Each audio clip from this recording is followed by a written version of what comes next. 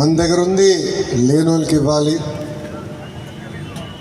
అందరం కలిసికట్టుగా సమాజం కోసం పనిచేయాలి, కష్టాల్లో ఉన్నోళ్ళని ఆదుకోవాలి అని చెప్తారు. తల్లి మీ అందరు తెలుసు, 2019లో నేను పోటీ చేసిన. కరెక్ట్గా 21 రోజుల ముందు నేను వచ్చాను. నేనేంటో మీకు అర్థం లేదు, మీరేంటో నాకు అర్థం లేదు. నేను ఎన్నికలైపోయినా ఓడిపోయినా. ఇది చాలా ఇంపార్టెంట్ తల్లి. ఓడిపోయిన తర్వాత నేను ఎక్కడికి వెళ్ళలేదు తల్లి. ఓడిపోయింది ఎక్కడ నేను నిలబడాలి, పోరాడాలని ఆ రోజు నిర్ణయం తీసుకున్నా. 2024లో మీరు ఎట్లా ఆశీర్వదించారు, నన్ను దీవించి ఎట్లా గెలిపించారో నాకన్నా మీకే బాగా తెలుసు, రాష్ట్రం మొత్తం అంతా తెలుసు. కానీ ఇది ఎందుకు చెప్తున్నానంటే, తమ్ముడు స్లో అమ్మా. కానీ ఇది ఎందుకు చెప్తున్నానంటే, ఇక్కడ చిన్న పిల్లలు ఉన్నారు, యువకులు ఉన్నారు. మనందరం ఇక్కడి నుంచి ఒక విషయం నేర్చుకోవాలి.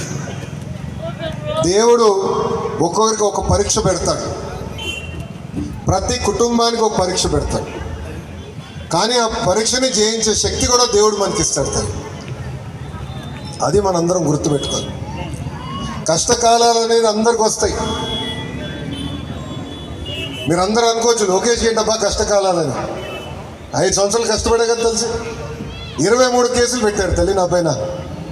అయినా పట్టించుకోలే, పనిచేస్తూ వెళ్ళా.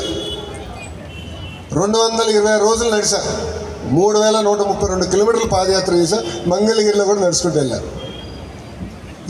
ఎందుకు చెప్తున్నానంటే, ఇప్పుడున్న తరంలో చిన్న ఎగ్జామ్ తప్పితే, అంటే ఎగ్జామ్లో ఫెయిల్ అవుతే, లేదంటే జీవితంలో ఒక చిన్న దెబ్బ తగిలితే ఏదో లోకమంతా కోల్పోయామని ఏకంగా ఆత్మహత్య చేసుకునే పరిస్థితికి వచ్చింది సమాజం. అది మనందరం మర్చిపోవాలి. కష్టకాలాలు దేవుడు అందరికీ పెడుతుంది. అది ఒక పరీక్షగా మనందరం ఆలోచించి ఆ పరీక్ష జయించాలని ఈ సభాముఖం మిమ్మల్ని అందరినీ ఆలోచించమని కోరుతున్నాను. యేసు ప్రభు కూడా ఒకటే చెప్పారు, అందరం కలిసిమెలిసి ఉండాలి, కష్టకాలాల్లో ఉన్న వాళ్ళని ఆదుకోవాలి, సమాజం బాగుపడాలి.